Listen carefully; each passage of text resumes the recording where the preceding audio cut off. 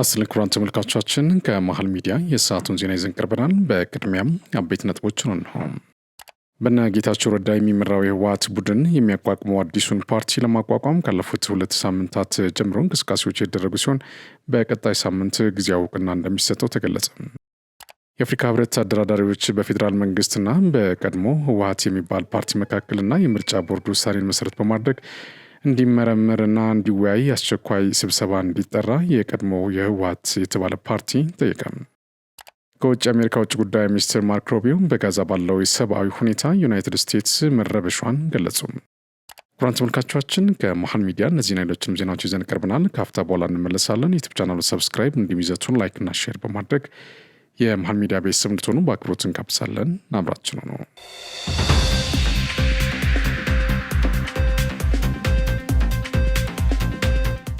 በቅድሚያ ባለፉት ዓመታት ዲጂታል ኢትዮጵያን ለማድረግ በተከናወኑ ስራዎች ጉልህ ስኬቶች መመዝገባቸውን ፕሬዚዳንት ታዬ አጽቀሥላሴ ገለጹ።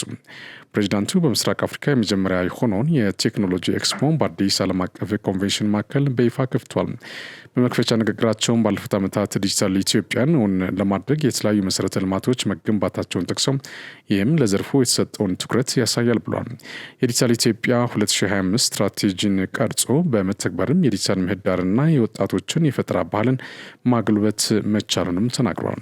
ኢትዮጵያ በዲጂታል ኢኮኖሚ ግንባታ ለአፍሪካ ምሳሌ የሚሆን አቅም ለመገንባት ትኩረት ሰጥታ እየሰራች ነው ማለታቸውም ተዘግቧል። ተለዋዋጩን ዓለም አቀፍ ሁኔታ ታሳቢ ያደረገ የቴክኖሎጂ አቅም መገንባት ሁለንተናዊ ደህንነትና የተሟላ ሉዓላዊነት ለማረጋገጥ ወሳኝ መሆኑንም ገልጿል። ኢትዮጵያ ዲጂታል የክፍያ ስርዓት ተግባራዊ ማድረጓን የፋይናንስ ስርዓት ቀልጣፋና ተደራሽ እንዲሆን ማድረጓንም አነስቷል። በኤክስፖ በዓለም አቀፍ ደረጃ እውቅና ያተረፉ በርካታ የቴክኖሎጂ ኩባንያዎች መሳተፋቸው ተመላክተዋል። አሜሪካና ዩናይትድ ኪንግደም ከኢትዮጵያ ጋር ያላቸውን የሁለትዮሽና ቀጠናዊ ትብብር የበለጠ ለማጠናከር እንደሚሹ አስታወቁ። የውጭ ጉዳይ ሚኒስትር ዴኤታ አምባሳደር ሀድራ አበራ በኢትዮጵያ የአሜሪካ አምባሳደርን አምባሳደር አርቪን ማሲንጋን በጽህፈት ቤታቸው ተቀብሎ አነጋግረዋል። ሚኒስትር ዴኤታ ከአምባሳደሩ ጋር በሁለትዮሽ ቀጠናዊ ጉዳዮች ላይ የኢኮኖሚ ግንኙነት ጉዳዮች ዙሪያ ተወያይቷል። አምባሳደር ሀድራ በቀጠናዊ እና አካባቢዊ ሰላምና ደህንነት ወቅታዊ ሁኔታ ዙሪያ ለአምባሳደሩም ገለጻ አድርገዋል። አምባሳደር አርቪን ሀገራቸው ለቀጠናው ሰላምና መረጋጋት ከኢትዮጵያ ጋር በትብብር እንደምትሰራም ገልጿል። በተለይ አሸባሪው አልሸባብና ሌሎች የሽብር ቡድኖችን በጋራ ለመዋጋት ያለውን ትብብር የበለጠ ማጠናከር በሚቻልባቸው ጉዳዮች ዙሪያ መክሯል። በሌላ በኩል አምባሳደር ሀድራ አበራ በኢትዮጵያ የዩናይትድ ኪንግደም አምባሳደር ዳሪን ዌልችን በጽህፈት ቤታቸው ተቀብለው አነጋግረዋል። ሚኒስትር ዴኤታዋ ኢትዮጵያ ዩናይትድ ኪንግደም ጋር የቆየ ግንኙነትና ጠንካራ አጋርነት ያላት መሆኑን በመግለጽ የኢኮኖሚ ግንኙነቱን የበለጠ ማጠናከር እንደሚገባ አነስቷል። አምባሳደር ሀድራ አሁን ላይ በኢትዮጵያ ምቹ ኢንቨስትመንት እድል በመፈጠሩ ዩናይትድ ኪንግደም ኩባንያዎች በኢትዮጵያ መዋለ ንዋያቸውን እንዲያፈሱም ጠይቋል። አምባሳደር ዳሪን ወልች በበኩላቸው ኢትዮጵያ በአጭር ጊዜ ውስጥ በአፍሪካ ወሳኝ የኢኮኖሚ አንቀሳቃሽ እንደምትሆን ያላቸውን እምነት በመግለጽ የኢኮኖሚ ግንኙነቱን የበለጠ ለማጠናከር እንደሚሰሩ ገልጿል። አምባሳደር ሀድራ በሀገር ውስጥ ሰላም ና ለማጽናት በመንግስት በኩል እየተደረጉ ያሉ ጥረቶችን በቀጠናውና አካባቢው የሰላምና ደህንነት ወቅታዊ ሁኔታ ላይ ለአምባሳደሩ ገለጻ ማድረጋቸውን የውጭ ጉዳይ ሚኒስቴር መረጃ አመላክተዋል። የወልዲያ ስፔሻላይዝድ ጠቅላላ ሆስፒታል የሕክምና አገልግሎትን ይበልጥ እያሻሻለ መሆኑን ታካሚዎች ተናገሩ። ሆስፒታሉ በሰው ኃይልም ይሁን በሕክምና መሳሪያዎች በየጊዜው ራሱን ያደራጀ ስለመሆኑም ተመላክተዋል። በእጃቸው ላይ ስብራት ገጥሟቸው ሕክምናቸውን ሲከታተሉ ያገኘናቸው ወይዘሮ ለምለም ስጦታ ጠግነውና አክመው ላዳኗቸው ምስጋና በማቅረብ አስተያየታቸውን ጀምሯል። ከአንድ ወር በፊት በእጃቸው ላይ የአጥንት ስብራት አደጋ አጋጥሟቸው ወደ ሆስፒታሉ በመምጣት ሕክምናቸውን የጀመሩት እናት አሁን ላይ ማገገማቸውን ይናገራሉ። በባለሙያዎች አገልግሎት አሰጣጥ ረገድም ተኝተው በታከሙበት ወቅትና አሁን ላይ ባላቸው የሕክምና ክትትል እያገኙ ባለው አገልግሎት መደሰታቸውን ገልጿል። የሆስፒታሉ ተወካይ ሜዲካል ዳይሬክተር ዶክተር ተዋቸው ዳርጌ በበኩላቸው ቀድሞ ያልነበረው የረጅም አጥንት ስብራት ሕክምና ዘንድሮ መሳሪያዎችን ከነ ሐኪሞች ተሟልተው አገልግሎት እየተሰጡ መሆናቸውን ተናግሯል። የሆስፒታሉ ባለሙያዎች ከቀደሙት ዓመታት በተሻለ የመሳሪያና የባለሙያ ግብዓቶች ተሟልቶላቸው አገልግሎት በመስጠታቸው በታካሚዎች ዘንድ እርካታ ፈጥሯል ብሏል። በተጨማሪም ለፓቶሎጂ ወይም ለስጋ ደዌና የስነ አእምሮ ሕክምና ባለሙያዎችና ክፍሎችን በማዘጋጀት የሕክምና አገልግሎት እየተሰጠ እንደሚገኝ አስረድቷል። በሆስፒታሉ የነበሩት 4 ሲኒየር ሐኪሞች ቁጥር አሁን ላይ ወደ 32 በማሳደግ መቻኑን ለዞኑና አካባቢ ማህበረሰብ እፎይታን አስገኝቷል ያሉት ደግሞ የሆስፒታሉ ስራ አስኪያጅ አቶ ፍስሐ የኋላው ናቸው። ዘንድሮ ኦክስጅን የማምረት አቅም በመፈጠሩና ሲቲስካን የሕክምና መሳሪያ በድጋፍ በማግኘቱ የሚሰጠውን የሕክምና ወደ ላቀ ደረጃ እያሻሻለ መሆኑን ተናግሯል። የሕክምና ክፍሎቹ በየዘርፉ በማደራጀት ቀደም ሲል ወደ ደሴ፣ ባህር ዳርና አዲስ አበባ ለከፍተኛ ሕክምና የሚላኩ ህሙማን አሁን ላይ በራስ አቅም ለማከም መብቃቱም አስታውቋል። የወልዲያ ከተማ ተቀዳሚ ምክትል ከንቲባና የሆስፒታሉ ቦርድ ሰብሳቢ አቶ ዱባላ አብራሪ በበኩላቸው የሆስፒታሉን አገልግሎት አሰጣጥ ለማሻሻል ቦርዱ አስፈላጊውን ድጋፍና ክትትል እያደረገ እንደሚገኝ ገልጿል። ለዚህም ከወልዲያ ዩኒቨርሲቲ ጋር በመተባበር የባለሙያዎች የሕክምና መሳሪያዎች ድጋፍ እንዲያገኝ ከማስቻል ባሻገር 10.5 ሚሊዮን ብር ተመድበው የክፍሎችና የገቢ እድሳት ስራ እየተከናወነ ነው ብሏል። ሆስፒታሉን ባለፉት 9 ወራት 286 ሺህ ህሙማን ተቀብሎ ማስተናገዱን ከሆስፒታሉ የተገኘ መረጃ አመላክቷል። በኢኮኖሚ ማሻሻያ እርምጃዎች የኢትዮጵያን ባንኮች ዓለም አቀፍ የገንዘብ ተወዳዳሪነት አቅም ለማሳደግ ምቹ መደላድል እየተፈጠረ እንደሚገኝ የባንክ የስራ ኃላፊዎች ገለጹ። የኢትዮጵያ ፋይናንስ ፎረም በሳይንስ ሙዚየም ዛሬም ቀጥሎ በመካሄድ ላይ ሲሆን የፋይናንስ ተቋማት አገልግሎታቸውን የሚያሳዩበት አውደ ርዕይ ተከፍቷል። በዘመን ባንክ የማርኬቲንግና ኮርፖሬት ኮሚኒኬሽን ዳይሬክተር ግሩም ታሪኩ ሀገራዊ የኢኮኖሚ ማሻሻያው የኢትዮጵያ እድገት በማሳለጥ ለባንክ ኢንዱስትሪው አቅም እየፈጠረ ነው ብሏል። በማክሮ ኢኮኖሚ ማሻሻያው የውጭ ምንዛሬ አስተዳደር ስርዓት ገበያ መር መደረጉ በህገወጥ መንገድ በትይዩ ገበያ ሲንቀሳቀሱ የነበረውን ገንዘብ ወደ ህጋዊ የፋይናንስ ተቋማት እንዲመጣ እያደረገ ነው ብለዋል። አሁን ላይ ባንኮች ከፍተኛ የውጭ ምንዛሪ አቅርቦት ያላቸው በመሆኑ ለደንበኞቻቸው የተሻለ አገልግሎት እየሰጡ መሆኑን ገልጿል። በሌላ በኩል የፋይናንስ ዘርፍ ለውጭ ባንኮች መከፈቱ የሀገር ውስጥ ባንኮች ብቁ ተወዳዳሪ ለመሆን እንዲዘጋጁ መነሳሳትን መፍጠሩንም አስረድቷል። በዚህም በሰው ሀብት ልማት፣ በቴክኖሎጂ ግብዓትና አጠቃቀም የተሻለ አቅም እንዲፈጠር እያደረገ ነው ብሏል። በኦሮሚያ ኮኦፐሬቲቭ ባንክ የለውጥና ስትራቴጂ ዋና ኦፊሰር አማን ሰሜር የማክሮ ኢኮኖሚ ማሻሻያ ፈጣን የኢኮኖሚ እድገት እንዲፈጠር እያደረገ ነው ብሏል። በባንክ ኢንዱስትሪው ህጋዊ ምህዳርን የተከተለና የተፈታታ የገንዘብ አስተዳደርና እንቅስቃሴ እንዲኖር ማስቻሉን ገልጿል። በተለይም በቴክኖሎጂ አጠቃቀምና የውጭ ምንዛሪ አስተዳደር ላይ አመርታዊ ውጤት እየመጣ እንደሚገኝ አስረድቷል። ለዲጂታል ሽግግር በተሰጠው ትኩረት የባንክ ዘርፉ ለውጥ እያመጣ መሆኑን ጠቅሶም ለአብነትም የዲጂታል የብድር አገልግሎት እድገት ማሳየቱን ጠቅሷል። በአዋሽ ባንክ የዲጂታል ግብይት ዲቪዥን ማናጀር ይበልጣል አርጋቸው የማክሮ ኢኮኖሚ ማሻሻያው የባንኮች ገቢ በከፍተኛ መጠን እንዲጨምር ያደረገ መሆኑን ተናግረዋል። የውጭ ምንዛሪ ክምችትን ለማሳደግ ደንበኞች እንደየፍላጎታቸው መስተናገድ የሚችሉበትን እድል እንደፈጠረም አስረድተዋል። በእነ ጌታቸው ረዳ የሚመራው የህወሓት ቡድን የሚያቋቁሙ አዲሱን ፓርቲ ለማቋቋም ካለፉት 2 ሳምንታት ጀምሮ እንቅስቃሴዎች የደረጉ ሲሆን በቀጣይ ሳምንት ጊዜያዊ እውቅና እንደሚሰጠው ተገለጸ። ፓርቲው ለማቋቋም ህግ፣ ደንብና ፕሮግራም ተቀርጾ ያለቀለት መሆኑን የገለጹት አቶ ጣዕመ አርአዶም አቶ ጣዕመ ከዚህ በፊት የህወሓት አባል ሆኖ ያገለገሉ ሲሆን በአቶ ጌታቸው ረዳ የሚመራው ህወሓት ቡድን አባል መሆናቸውንና አዲስ ለሚቋቋመው ፓርቲ ጭምር አባል መሆናቸውን ለምንጮች ተናግረዋል። ፓርቲዎቹን ለማቋቋም አስፈላጊ መስፈርት ተሟልቶ ለምርጫ ቦርድ እንደገባ የሚናገሩት አቶ ጣዕመ በአጭር ጊዜ ውስጥ ፓርቲው ህጋዊ ፍቃድ እንደሚያገኝ ተናግሯል። በተጨማሪም ፓርቲው ጊዜያዊ እውቅና እንደጠየቀ የገለጹ ሲሆን ይህም አዲስ የሚቋቋመው ፓርቲ በ3 ወራት ውስጥ ጠቅላላ ጉባኤ አድርጎ ሙሉ እውቅና እንዲያገኝ ያስችሏል ብሏል። ምንጮች ከፓርቲው አዲስ ስያሜ ጋር በተገናኘ እየተገለጸ ያለው የትግራይ ሊበራል ዲሞክራሲያዊ ፓርቲ የሚለው ስያሜ ትክክል ነው ወይ ሲሉም ጠይቋል። አቶ ጣዕመ በሰጡት ምላሽም ፓርቲው ሊበራል ዲሞክራሲ መሆኑን በመግለጽ ነገር ግን ከስያሜው ጋር በተገናኘ የሚነሳው ሀሳብ ትክክል አለመሆኑና ውሳኔ ላይ አለመድረሳቸውን ተናግሯል። ከስያሜው ጋር በተያያዘ በርካታ ሀሳቦች ሲነሱ መቆየታቸውን የገለጹም ሲሆን ፓርቲው ሊበራል ዲሞክራሲ ሆኖ አጠቃላይ ሊበራል ፓርቲ ቢሆንም የትግራይ ማህበራዊ እሴትን የተከተለ ለማድረግ ተሰርቷል ብሏል። የቀድሞው ህወሓት ለሁለት ተከፍሎ በርካታ ውዝግብ ከተፈጠረበት ወዲህ በተለይም በአቶ ጌታቸው ረዳ የሚመራው የቀድሞ የህወሓት ቡድን አዲስ ፓርቲ ሊያቋቁም መሆኑ ሲገለጽ ቆይቷል። ለመሆኑ የፕሪቶሪያውን የሰላም ስምምነት የፈረሙት የድርጅቱ አባልና ከፍተኛ አመራር ከህወሓት ወጥተው አዲስ ፓርቲ የሚያቋቁሙ ከሆነ ይህ ስምምነት ባለቤትነቱ የማን ይሆን ሲል ምንጮች ጠይቋል። አቶ ጣዕመ ይህንን ሲመልሱም የስምምነቱ ዋና ባለቤት ጊዜያዊ አስተዳደር ነው ብሏል። አዲስ የሚቋቋመው የፖለቲካ ፓርቲ የህወሓት መሰረዝን ተከትሎ በክልሉ ተጽዕኖ ፈጣሪ ፓርቲ ይሆናል ተብሎ የሚጠበቅ ሲሆን ይህ ፓርቲ ለቀጣይ ምርጫም ክልሉን ወክሎ ይወዳደራል ተብሎም ይጠበቃል።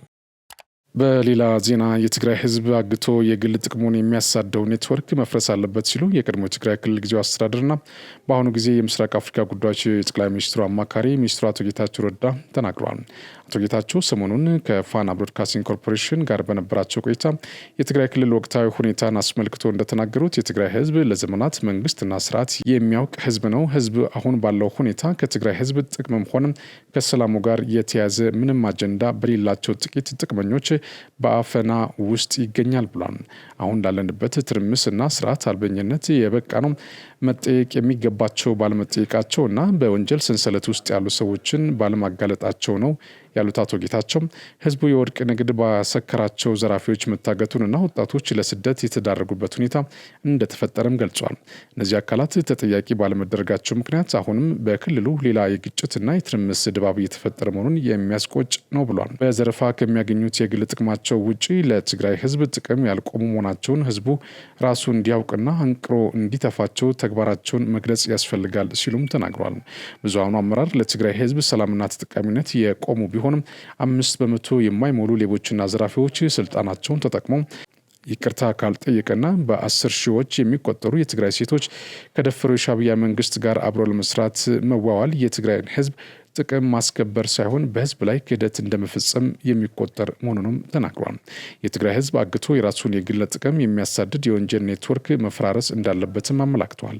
የሻዕቢያ መንግስት በተገኙበት ሁሉ እርምጃ ሊወስድባቸው ይገባል ያላቸውን የህወሓት ከፍተኛ አመራሮች ከመቀጽበት ፍቅር በፍቅር ሆነው የጫጉላ ሽርሽር ውስጥ መግባታቸው ለጥቅማቸው ሲሉ ነፍሳቸውን ሳይቀር ያስያዙ ስለመሆናቸው ማሳያ እንደሆነም ጠቅሷል። የወርቅ ንግድን ለማጧጣፍ ሁልጊዜ ግጭት የሚቀሰቅሱና የትግራይን ወጣት ሰለባ የሚያደርጉ አካላትን ማስቆም እንደሚገባም ገልጿል። በፖለቲካ አመራር ውስጥ ያለውን በወርቅ ዘረፋ ላይ የተሰማራው ኮር ኃይል ችግሮችን በሰላም የመፍታት አጀንዳ እንደሌለውና ለሰላም የነበረው ዝግጁነት ዜሮ እንደሆነም አስረድቷል። በዚህም የወንጀል ኢንተርፕራይዝ ነው ሲሉ ገልጸውታል። እነዚህ አካላት ጥቅማቸው እስካልተረጋገጠ ድረስ እያንዳንዱን ለዘረፋ የሚመች ስራ ከመስራት ወደ ኋላ የሚሉ አለመሆናቸውንም ጠቅሷል። ከአሁን በፊት ሲዘመር በነበረው አካሄድ የትግራይን ወጣት ለሌላ መስዋዕትነት ለመዳረግ የሚደረገውን ሙከራ አቶ ጌታቸው የማይቀበሉት መሆኑንም መጥቀሳቸው ይታወሳል።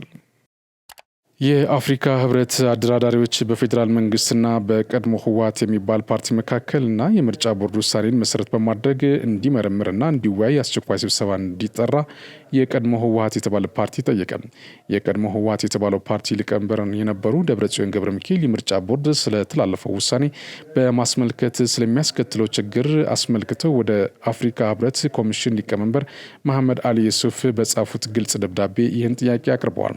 ደብረጽዮን በጻፉት ደብዳቤ አሁን ያለውን እድገቶች ግምት ውስጥ በማስገባት የአፍሪካ ህብረት አደራዳሪዎች የበላይ ቡድን በፌዴራል መንግስትና እርሳቸው ሲመሩት የነበረው በቀድሞ ህወሓት የተባለው ፓርቲ መካከል የታየው ለውጥና ከኋላ የመጣው የምርጫ ቦርድ ፓርቲውን የመሰረዝ ውሳኔ በልዩ ሁኔታ እንዲወያዩበት አስቸኳይ ስብሰባ ሊጠራ ይገባል ብሏል። የአፍሪካ ህብረት በመንግስት ለመንግስት ግንኙነት ዙሪያ እንጂ በህብረቱ አባል ሀገራት የውስጥ ጉዳይ ወይም ሉዓላዊነት መግባት እንደማይችልና የቀድሞ ህወሓት የተሰኘው ፓርቲ ጉዳይ የኢትዮጵያ መንግስት የውስጥ ጉዳይ መሆኑን እየታወቀ እንደዚህ አይነት ማን አለብኝነት የተሞላበት ያገጠጠ ደብዳቤ ግለሰቡ ለአፍሪካ ህብረት መጻፋቸው ብዙዎችን እያስገረመ ይገኛል። እንደ ደብረጽዮን ገለጻ ግን በቀጣይ በሚካሄዱ የአፍሪካ ህብረት ሰላምና ጸጥታ መድረክ በአጀንዳ ተይዞ ለውይይት ሊቀርብ ይገባል ሲሉ ጸረ ህገ መንግስት አቋማቸውን አሁንም እያሳዩ ይገኛሉ። በእርግጥ የህብረቱ ሊቀመንበር በግለሰብ ደረጃ በአድራሻቸው የተጻፈን ደብዳቤ መቀበል መብት ወይም ያለመቀበል መብት ቢኖራቸው በግል የተቀበሉትን ደብዳቤ ወደ አፍሪካ ህብረት በመውሰድ ተቋማዊ ለማድረግ ከሞከሩ ግን የህብረቱን ቻርተር ስለሚጥሱ ተጠያቂ እንደሚሆኑም ተንታኞች ገልጿል። የቀድሞ ህወሓት የተባለ ፓርቲ ማንኛውም ህጋዊ ሰውነት ያለው አካል ለአፍሪካ ህብረት ኮሚሽን ማመልከቻ ማቅረብ እንደሚችለው ሁሉ ቢያቀርብም ደብዳቤውን ከመቀበል በዘለለ በተቋም ደረጃ የሚታዩ ጉዳዮች ግን የመንግስት ለመንግስት ግንኙነቶች መሆናቸውን ማወቅ ያስፈልጋል። የኢትዮጵያ ብሔራዊ ምርጫ ቦርድ የህወሓትን የፖለቲካ ፓርቲነት እውቅናን መሰረዙን ተከትሎ ውሳኔው የፕሪቶሪያ ስምምነት የሚጎዳ ነው ሲሉ የህወሓት ቀድሞ ምክትል ሊቀመንበር አቶ አማኑኤል አሰፋ ተናገሩ። አቶ አማኑኤል ከቢቢሲ ጋር በነበራቸው ቃለ ምልልስ ቦርዱ ለፓርቲው የሰጠውን የምዝገባ ምስክር ወረቀት ከመሰረዙ በፊት እንደማይቀበለው በተደጋጋሚ መግለጹን አስታውሷል። ህዝባዊ ወያነ ሓርነት ትግራይ ወይም ህወሓት ከማክሰኞ ግንቦት 5 2017 ዓ.ም ጀምሮ ከፖለቲካ ፓርቲነት መሰረዙን የኢትዮጵያ ብሔራዊ ምርጫ ቦርድ ማስታወቁ ይታወቃል። የቀድሞ ፓርቲ ህወሓት ከፓርቲነት የተሰረዘው ቦርዱ ያዘውን የእርምት እርምጃ ተግባራዊ ባለማድረጉ መሆኑን በመግለጫው ላይ ተመላክቷል። ነገር ግን የቀድሞ ህወሓት ምክትል ሊቀመንበር አቶ አማኑኤል ፓርቲው የተሰጠውን የምዝገባ ምስክር ወረቀት እንደማይቀበል ሲገልጽ መቆየቱን ተናግረው ብሔራዊ ምርጫ ቦርድ ፓርቲዎችን የሚመዘግቡበትና የሚተዳደሩበት ስርዓት በማበጀት እንደ አንድ የዲሞክራሲ ቤት ሆኖ ከማገልገል ይልቅ የራሱን አቋም ይዞ የፕሪቶሪያን ስምምነት በሚጎዳ መልኩ ተንቀሳቅሷል ሲሉ የማየን ላባዬ የሚመስል ክስ ለቢቢሲ ተናግሯል። የቦርዱ አመራሮች ስምምነቱን ስላልተቀበሉ እጃቸው ላይ ያለውን የህግ ከለላ በመጠቀም የፕሪቶሪያ ስምምነትን በሚጎዳ መልኩ ሲንቀሳቀሱ ቆይተዋል ሲሉም የመናገር መብታቸውን ተጠቅሟል። ምርጫ ቦርድ ባወጣው መግለጫ ላይ ግን የቀድሞ ፓርቲ ህወሓት በልዩ ሁኔታ የፖለቲካ ፓርቲ ሆኖ ለመመዝገብ የሚያስፈልጉ በህግ የሚጠየቅ ዝርዝር ሰነዶች ማቅረቡንና የፓርቲው ከፍተኛ አመራር ሰርቲፊኬቱን እና ደብዳቤውን በሚገባ ተስማምተው በፍቃዳቸው ፈርመው መውሰዳቸው አስታውቋል። ምርጫ ቦርድ ህወሓትን እንደ አዲስ መዝግቦ የምስክር ወረቀት ከመስጠቱ በፊት ከኢትዮጵያ መንግስት ጋር የፕሪቶሪያ ስምምነት ተከትሎ ህጋዊ ግንኙነት መጀመሩን አስታውሷል። የፕሪቶሪያ ስምምነት ይመልሳቸዋል የተባሉት ነገሮች ደግሞ ምንም መልስ አላገኙም። ስለዚህ እነርሱ መልስ እንዲያገኙ እንሰራለን። የህወሓትን ህጋዊ ሰውነት በሚመለከት ትግራይ ውስጥ ካሉ መልስ ካላገኙ ጉዳዮች አንዱ ይሆናል ሲሉ አልሞት ባይ ተጋዳይ ለመሆን ሞክረዋል። ምክትል ሊቀመንበሩ የኢትዮጵያ መንግስት የምርጫ ቦርድ ውሳኔን በመከተል የፕሪቶሪያን ውሳኔ የሚነካና ነገር የሚያደርግ ከሆነ አደገኛ ይሆናል ሲሉም የተለመደው ፕሮፓጋንዳ በህዝቡ ለመስራት ማስፈራሪያ ዘል መልእክት አስተላልፈዋል። ምርጫ ቦርድ የሰጠውን ሰርቲፊኬት ሰርዣለሁ የሚለው ውሳኔውን ከቦርድ ጋር ያለን ግንኙነት በሚመለከት የተሰጠ ውሳኔ ነው የሚሉት የአንጃው ቡድን ምክትል ሊቀመንበር ከመንግስት ጋር ያለን ግንኙነት የተመሰረተው በብሔራዊ ምርጫ ቦርድ ወረቀት ላይ ሳይሆን በሁለታችን መካከል በፕሪቶሪያው ላይ የተፈረመውን ስምምነት ላይ ነው ሲሉ ህግ መጣስ መብታቸው እንደሆነ አድርገው ተናግሯል። የቀድሞ ህወሓትና የኢትዮጵያ መንግስት ሰላማዊ ሆነ የፖለቲካ ግንኙነት በማድረግ የተፈጠሩ ችግሮችን ለመፍታት ጥቅምት 23 2015 ዓ.ም በፕሪቶሪያ ስምምነት ተፈራርመዋል። በፕሪቶሪያ ስምምነት መሰረት ህወሓት ከአሸባሪነት መሰረቱን ጊዜያዊ አስተዳደር ተመስርቶም ክልሉን እያስተዳደረ መሆኑንና አሁን የትግራይ ክልልን እያስተዳደረ ያለው ጊዜያዊ አስተዳደር ሳይሆን የቀድሞ ህወሓት የሚባል ድርጅት መሆኑን ቡድኑ ከእውቀት ነፃ መሆኑን አብራርቷል። የምርጫ ቦርድ ህጋዊ ሰውነት ህወሓት 2013 ዓ.ም ጥር ወር ላይ መሰረዙ ይታወሳል። ቦርዱ ይህንን ቀነ ገደብ ባሳወቀበት መግለጫ ህወሓት ጠቅላላ ጉባኤ ለማካሄድ የሚያስችል የቅድመ ዝግጅት ስራዎችን በ3 ወራት ውስጥ እንዲያካሄድ ትእዛዝ ሰጥቶት ነበር። ቦርዱ ህወሓት ጠቅላላ ጉባኤ እንዲያካሄድ ያዘዘው በአመፅና በህገወጥ መንገድ ሲንቀሳቀሱ የነበሩ የፖለቲካ ፓርቲዎችን በልዩ ሁኔታ እንዲመዘገቡ የሚያስችለው አዋጅ በሚያስቀምጠው ድንጋጌ መሰረት ነው። የአዋጅ በልዩ ሁኔታ የሚመዘገቡ የፖለቲካ ፓርቲዎች በ6 ወራት ውስጥ ጠቅላላ ጉባኤያቸውን እንዲያካሂዱ በምርጫ ቦርድ ሊታዘዙ እንደሚችሉ ይደነግጋል። የትግራይ ዲሞክራሲያዊ ፓርቲ በበኩሉ የፕሪቶሪያው ስምምነት ከህገ መንግስት በታች እንጂ በላይ ስላልሆነ የቀድሞ ህወሓት የተባለ ፓርቲ ያነሳውን መከራከሪያ ሀሳብ ውድቅ አድርገዋል። በዚህ ጉዳይ ላይ ተጨማሪ ማብራሪያ እንዲሰጡን በቀጥታ መስመራችን የትግራይ ዲሞክራሲያዊ ፓርቲ አመራር አቶ ሙሉ ብርሃን ኃይሌ በቀጥታ መስመራችን ይገኛሉ። ተከታተሉን። እሺ፣ አመሰግናለሁ አቶ ሙሉ ብርሃን ኃይሌ የትግራይ ዲሞክራሲያዊ ፓርቲ ፖለቲከኛ ማለት ነው። እንግዲህ በቀጥታ መስመራችን ገብተው ለሚሰጡኝ ማብራሪያ እጅግ አድርጌ ነው የማመሰግነው።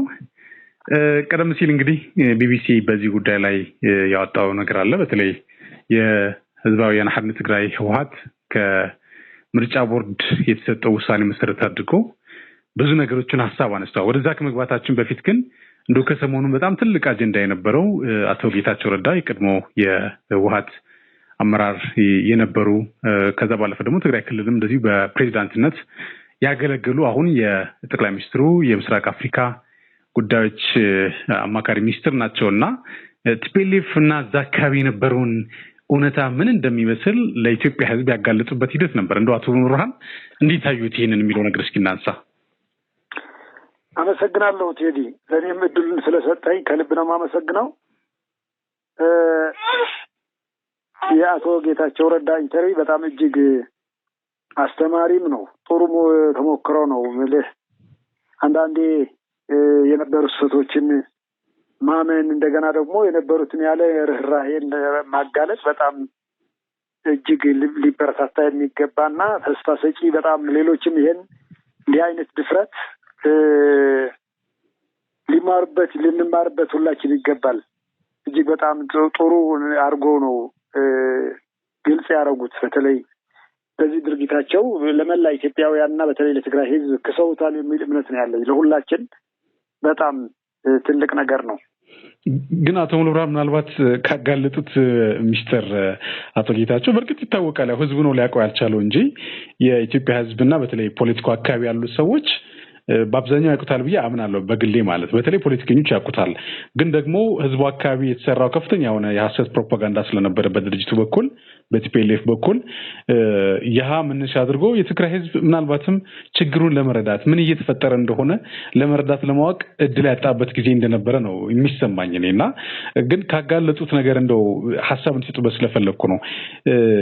እነዚህ አዋጊ የሚባሉ እንግዲህ በዛን ሰዓት ስማቸው በጀግንነት ገሌ የሚባል ጀግና እየተባለ ሲነሳ ነበር እውነት ለመናገር ማለት ነው።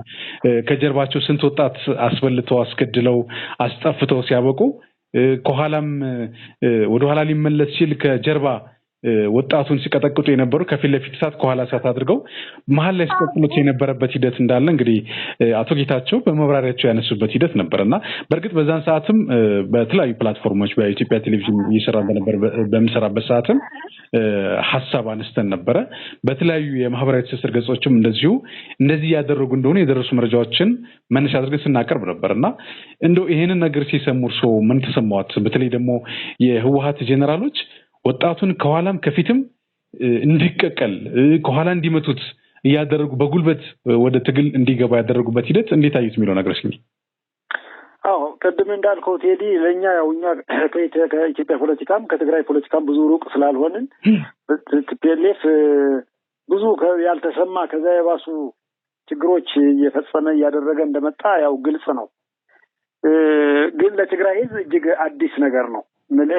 የትግራይ ህዝብ ልጆቹን እየሰጠ ለእውነተኛ ፍትህ፣ ለዲሞክራሲ፣ ለእውነት የሚታገል ነበር የሚመስለው ህዝብና እነሱ ምን ያህል በጣም እጅግ ጠባብና የሆነ ቡድን እንደሆነ በተለይ ያ ምን አይነት የተበላሸ ኔትወርክ እንደሆነ ግልጥልጥ ነው ያደረጉትና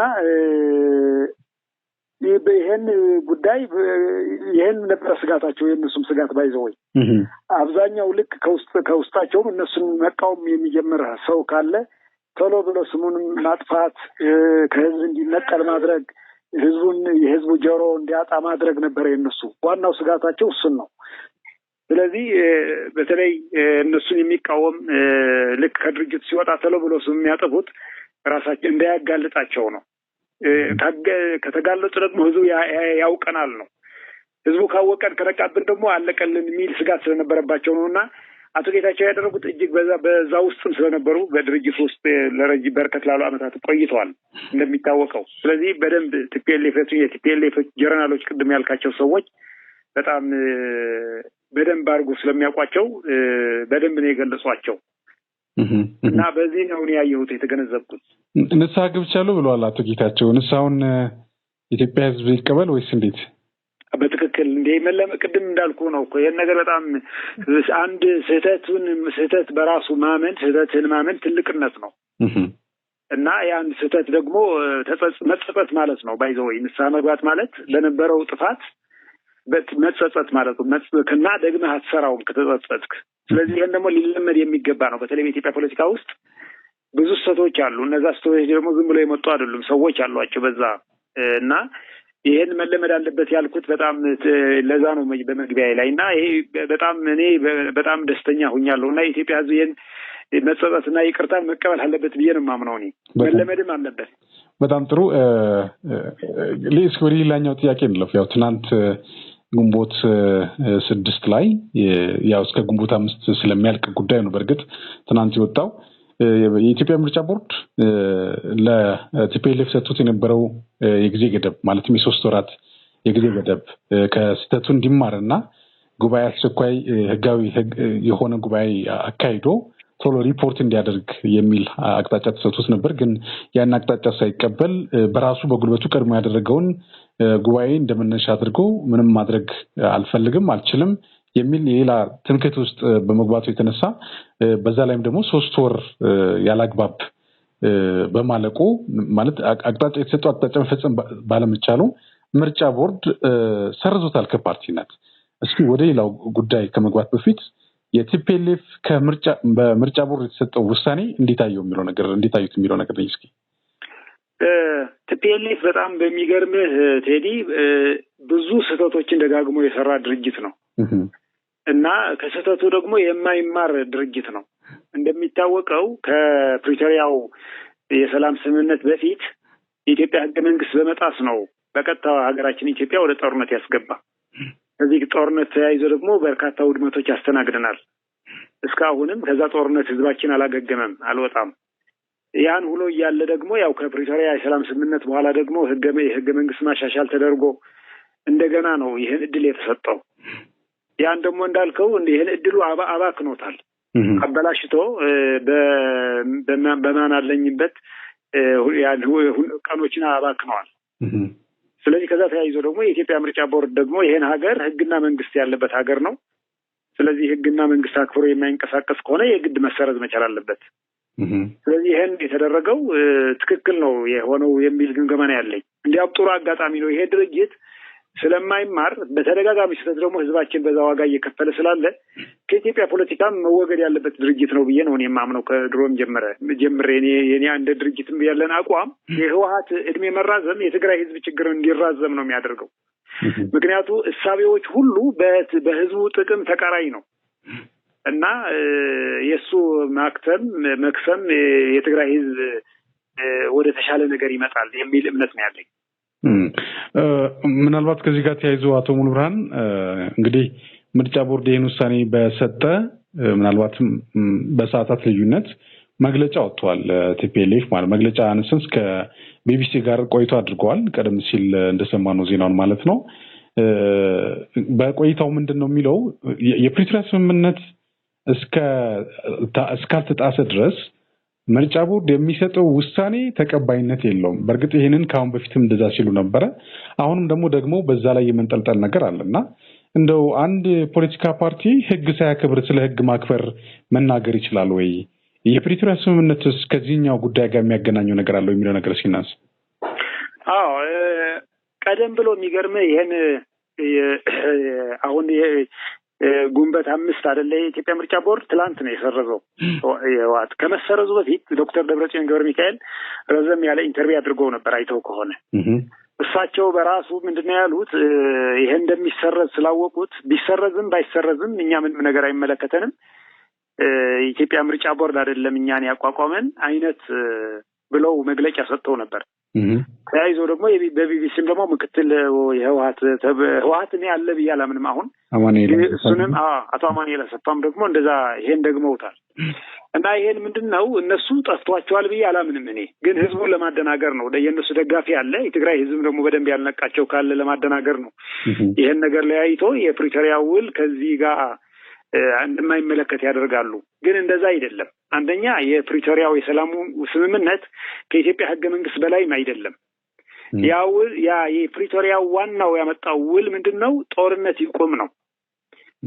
ጦርነት ቆሞ ችግሮቻችን በፖለቲካዊ በውይይት እንፍታ ነው ዋናው። ይሄንም የሆነው ደግሞ ህገ መንግስትን አክብረህ ነው። ስለዚህ ህገ መንግስቱ የበላይ ነው።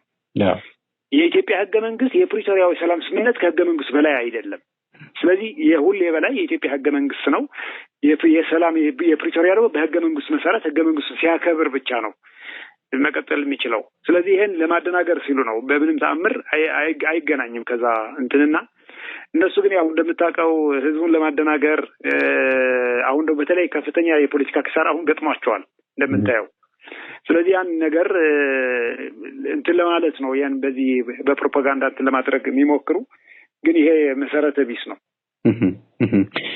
እንደው ከዚህ ጋር ተያይዞ አቶ ሙሉ ብርሃን እንግዲህ የምርጫ ቦርድ ውሳኔን በማክበር ከዛ ባለፈ ደግሞ ቲፒኤልኤፍ ባለፉት አመታት በተለይ ትግራይ ላይ በነበረው የፖለቲካ ቦታ የትግራይ ህዝብን እውነት ለመናገር ቀደም ሲል እርሶም ሲናገሩ እንደነበረው በተደጋጋሚ ችግር ውስጥ ሲከተው የነበረበት ሂደት ነበረ። አሁንም የቲፒኤልኤፍ መቆየት የትግራይ ህዝብን ችግር ማባባስ ካልሆነ በስተቀር ምንም ፋይዳ የሌለው ትርጉም የሌለው ድርጅት እንደሆነ በተግባር እያሳየ መጥቷል። በዛ ላይ ህዝቡም አሁን ፈርጆታል ነው ለመናገር ማለት ነውና ይህን መነሻ አድርገው በዛሬው ዕለት በትግራይ ደቡባዊ ዞን የሚገኙ የማይጨው ከተማና አካባቢዋ ነዋሪዎች ሰልፍ አድርገዋል ነው ለመናገርና እንደው በዛ ሰልፍ ላይ የተላለፉ መልእክቶች አሉ። የቲፒኤልኤፍ ያወጣው መግለጫ አይመለከተንም፣ እሱ ብቻ ሳይሆን ባለፉት ጊዜያት የከፈልነው መስዋዕትነት ይበቃናል፣ የራሳችን እድል በራሳችን መወሰን የሚገባን ማንም አቅላቸዋለሁ ሊልን አይገባም የሚል ሐሳብ አነስተዋል። ስለዚህ አሁንም ቲፒኤልኤፍ በመግለጫ ጋጋታ ህዝብን ለማደናገር የሚያደርገውን ጥረት ያቁም የሚል እንድምታ ያለው ሐሳቦች ቀርበዋል። በአንድ በኩል ደግሞ ወላጆች ምህላ ገብተው ምህላ ሲፈጽሙ የነበረበት ሂደት ነበር። መሬት ላይ የተንከባለሉ ያየንበት ሁናቴ ነበርና እንደው ይሄንንስ እንዴት ነው የተመለከቱት? ይሄን ካዩ በኋላ ቲፒኤልኤፍ ቀጣይ ተፈንታ ምን የሚሆን ይመስሎታል የሚለው ነገር እስኪ? አዎ ተመልክቼዋለሁኝ። ሰላማዊ ሰልፉ በጣም ትክክለኛ ነው። በሰዓቱም ነው መደረግም አለበት ቅድም እንዳልከው። ምክንያቱም የትግራይ ህዝብ ከዚህ የበለጠ ዋጋ መክፈል የለበትም። ከዋጋ እንዳይከፍል ከተፈለገ ደግሞ ለችግሮች ምክንያት የሆነ ኃይል መወገድ መቻል አለበት።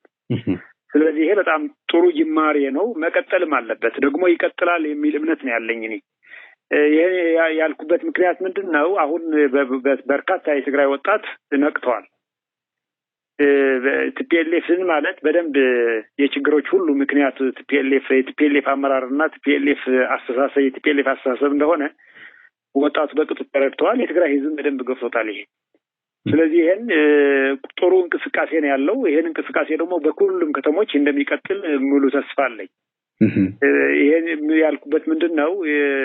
የትግራይ ህዝብ ዘላቂ ሰላም፣ ዘላቂ ልማት እንዲያገኝ ከተፈለገ ይሄ የትግራይ ህዝብ ጥቅም በተቃራኒ መንገድ እየወሰደ ለራሱ ጥቅም ሲል ህዝቡን ዋጋ እያስከፈለው ያለው ታግሎ መጣል አለበት።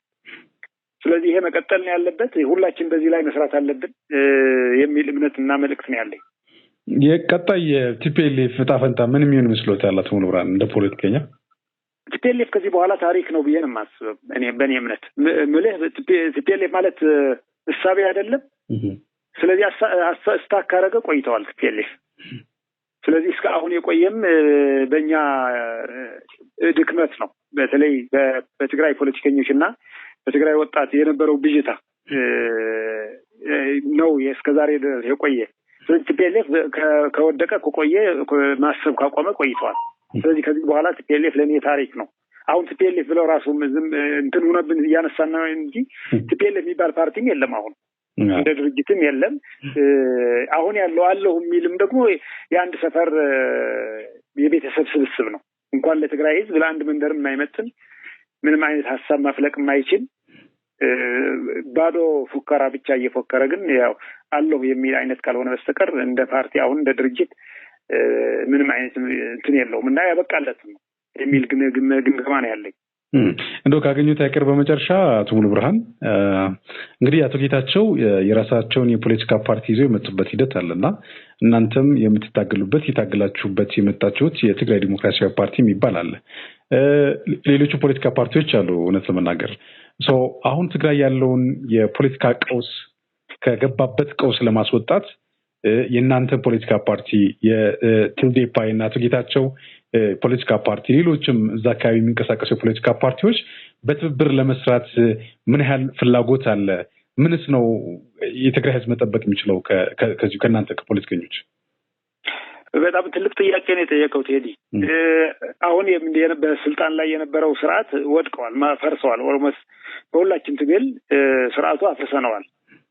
ስርዓት ማፍረስ ብቻ ግን ግብ አይደለም። እንደገና ደግሞ ቲፒኤልኤፍ የነበረው ስርዓት ተክቶ ትግራይን ወደፊት መውሰድ የሚችል የህዝቡን ችግሮችን መፍታት የሚችል አዲስ ኃይል ያስፈልጋል። ስለዚህ ይህን ደግሞ ቅድም እንዳልከው የእነ አቶ ጌታቸው ፓርቲ በማህበራዊ ሚዲያ አይቻለሁኝ። ስለዚህ ህገ መንግስቱን አክብረው ወደ ትግሉ ሜዳ ቢመጡ በጋራ ሆነን፣ በተለይ የጋራ ችግር ነው ያለን፣ ህዝባችን ችግር ውስጥ ነው ያለ። ይህን ደግሞ በጋራ ሆነን ታግለን የተሻለ ሁኔታ ትግራይ ውስጥ እንዲፈጠር እኛ እንደ ትግራይ ዲሞክራሲያዊ ፓርቲ ተቀራርበን መስራት እንፈልጋለን። እየሰራንም ነው። በዚህ አጋጣሚ ሌሎች አደረጃጀቶች በተለይ በኢትዮጵያ አንድነት የሚያምኑ በህብረ ብሔራዊነትን የሚቀበሉ ዲሞክራሲያዊ ኃይሎች ካሉ በጋራ ለመስራት ትዴፓ ቁርጠኛ ነው። በዚህ አጋጣሚ ጥሪዬን አቀርባለሁ። ስለዚህ ምንም አይነት መሳሪያ ኮሽ የማይልበት የፖለቲካ ኢንቫይሮንመንት ይፈጠራል ብለን ኤክስፔክት እንጠብቅ። ከቲፒኤልኤፍ ህልፈት በኋላ ይሆናል የሚል እምነት አለኝ። ምክንያቱ ትልቁ ሀብት ማለት የሀሳብ ልዩነት ነው እና ይሄን የሀሳብ ልዩነት ደግሞ በተለይ የዲሞክራሲያዊ ምህዳሩ ከሰፋ የትግራይ ህዝብ ትግል እንዴት እንደሆነ የሚያውቅ ህዝብ በኢትዮጵያ ሀገረ መንግስት የራሱ አሻራ ያለው ልምድም ያለው ህዝብ ነው። ስለዚህ ያን ሜዳ ከተፈጠረ በቀላሉ ችግሮችን ይፈጠራሉ። ከዚህ በኋላ የትግራይም ደግሞ ግጭት የምታስተናግድበት ሂደትም አይኖርም። ይህም የሆነው ግን የሁላችን ጥረት ሲታከል ነው። በተለይ በጸረ ሰላም ኃይሎች ያለው የሀገራችን የሰሜን ኢትዮጵያ ያለው እንቅስቃሴ በቅጡ እየተረዳን ህዝባችን እያደራጀን እያነቃን ከተንቀሳቀስን ቅድም እንዳልከው ምንም አይነት የጥይት ድምጽ የማይሰማበት ዘላቂ ፍትህ የሚሰፍንበት አካባቢ እንገነባለን የሚል እምነት ነው ያለኝ። ዋው አቶ ሙሉብርሃን ኃይሌ የትግራይ ዲሞክራሲያዊ ፓርቲ ፖለቲከኛና አመራር በቀጥታ መስመራችን ገብተው ለሰጡን ጠለቅ ያለ ማብራሪያ እጅግ አድርጌ አመሰግናለሁ። መልካም ምሽት ይሁንልዎት። አመሰግናለሁ። እኔም ቴንኪዩ።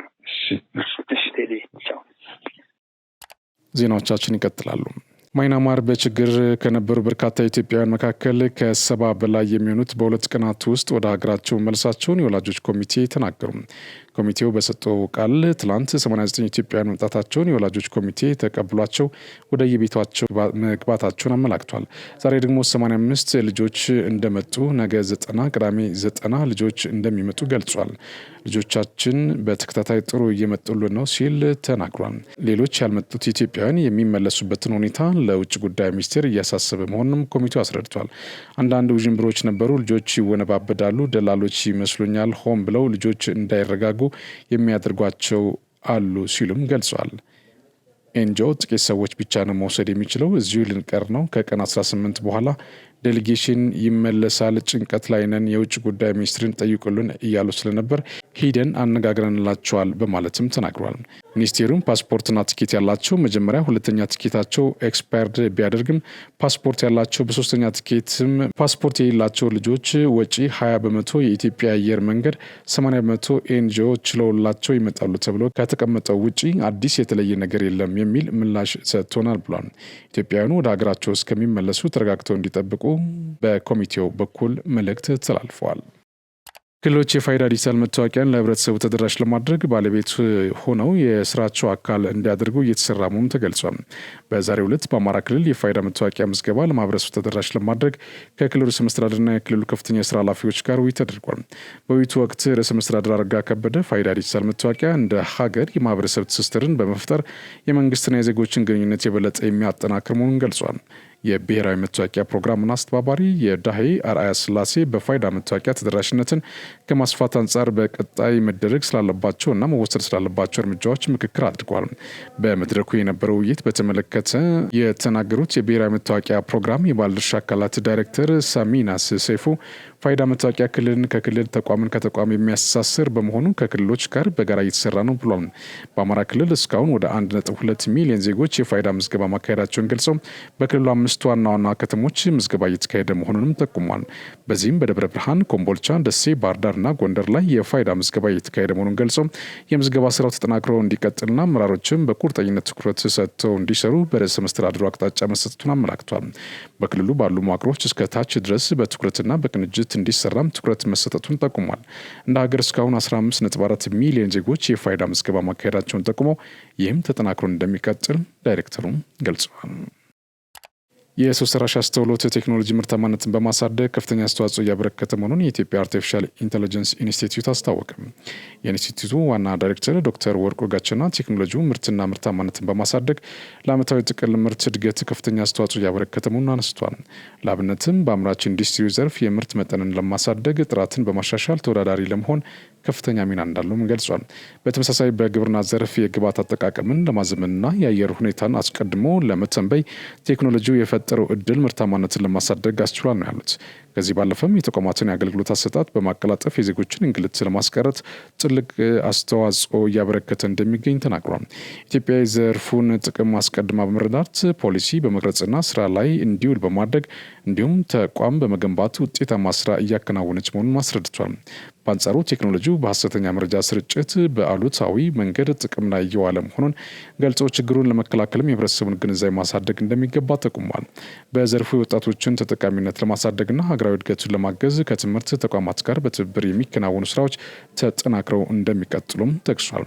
ኢትዮጵያ በተከታታይ ያስተናገደቻቸው በሚገኙ ዓለም አቀፍ የቴክኖሎጂ መድረኮች የአርቲፊሻል ኢንቴሊጀንስ አቅምን ለማሳደግ የሚያግዙ ልምዶችን እየተገኙ እንደሆነም አስገንዝበዋል። የፌዴራል ቤቶች ኮርፖሬሽን ለመቄዶንያ የ5 ሚሊዮን ብር ድጋፍ ማድረጉን አቶ ቢኒያም ገለጹ። ኮርፖሬሽኑ በቀጣይ ፒያሳ አካባቢ እያስገነባቸው ከሚገኙ ንግድ ቤቶች አንዱን ለመቄዶንያ እንደሚያበረክት ቃል መግባቱንም ጠቅሷል። አቶ ቢኒያም የፌዴራል ቤቶች ኮርፖሬሽን በተደጋጋሚ ድጋፍ በማድረግ መቄዶንያን ሲያግዝ የቆየ ተቋም መሆኑን ተናግሯል።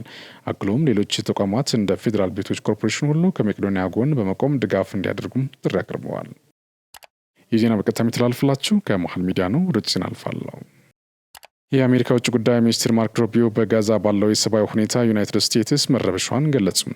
ሮቢዮ ይህንን ያሉት ሐሙስ ዕለት እስራኤል በጋዛ ሰርጥ በፈጸመችው የአየር ጥቃት ቢያንስ 114 ፍልስጤማውያን መገደላቸውን የጤና ባለስልጣናት ከተናገሩ ወዲህ ነው። የዓይን እማኞች እስራኤል በጃቤሊያ የስደተኞች መጠለያ በፈጸመችው ጥቃት 13 ህጻናትን ጨምሮ በርካቶች መገደላቸውን ተናግረዋል። እስራኤል ዳግም ወታደራዊ ጥቃቷን አጠናክራ ቀጠለች። ወዲህ አስከፊ ነው በተባለው የአየር ጥቃት የተነሳ በርካቶች መገደላቸውን ተከትሎ ሐሙስ ዕለት በደቡባዊ ጋዛ የካን ዩኒስ ጎዳናዎች የቀብር ስነስርዓት በሚፈጽሙና ሀዘናቸውን በሚገልጹ ቤተሰቦች ተሞልቶ ነበር ብሏል ቢቢሲ።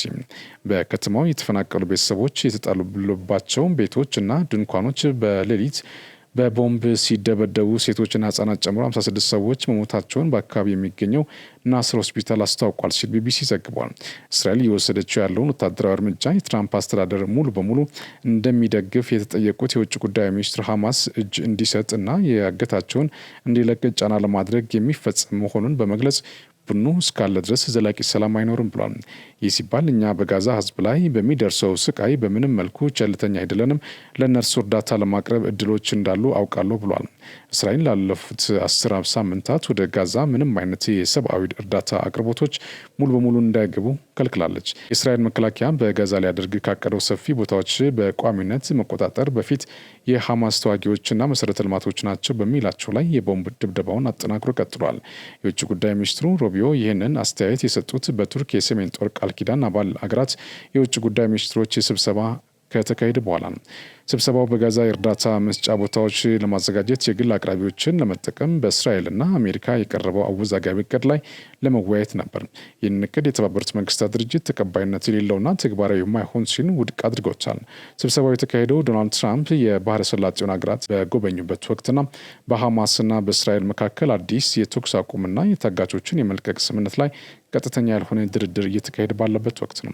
በሌላ በኩል ሐማስ የእስራኤል ጠቅላይ ሚኒስትር ቤንያሚን ኔታንያሁ ሆን ብለው ወታደራዊ ጥቃቶችን በማጠናከር የሚደረግ የድርድር ጥረቶችን ያበላሻሉ ሲል ወንጅሏቸዋል። የእስራኤል መንግስት ቃል አቀባይ እስራኤል በታጋቾች መፈታት ላይ የሚደረገውን ድርድር እንዲሳጋ ትፈልጋለች፣ ነገር ግን ያም ቢሆን ሐማስ በወታደራዊ ጫና ውስጥ እያለ ሊካሄድ ይችላል ብለዋል።